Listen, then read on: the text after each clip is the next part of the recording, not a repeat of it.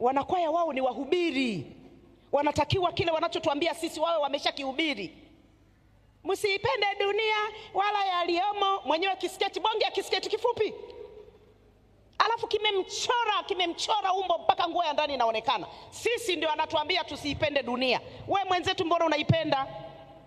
Muwe mnakaguana, mkichagua nyimbo za kuimba kwaya huko mnako niona mbali, mkichagua nyimbo za kuimba mkaguane ndio mje mtuimbie.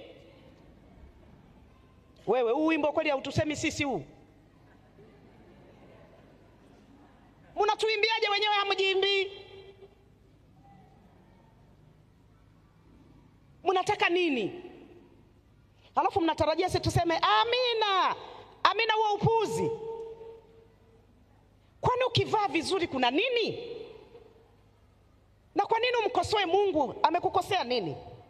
Amekupa kucha hizi nzuri kabisa, nzuri mno. Wewe unasema Mungu mjinga sana huyu. Mimi nataka ya kwangu niweke rangi nyekundu. Kuna mtu anaweza kupaka rangi hivi? Hebu ona. Hivi kuna rangi kama hii? Siku moja baba mmoja aliniambia kitu cha ajabu. Anasema eti kuna rangi wanasema za Wasabato. Eti kuna rangi za Wasabato? Hazipo, mshindwe kwa jina la Yesu.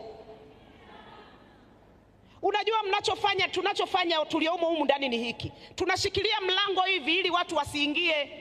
Roho ya unabii inaandika, inasema kuna watu wako kule nje hawawezi kuingia mpaka kuna watu wengine humu ndani watoke. Tabia zetu zinafanya watu wasiingie. Kuna watu hivi kilaji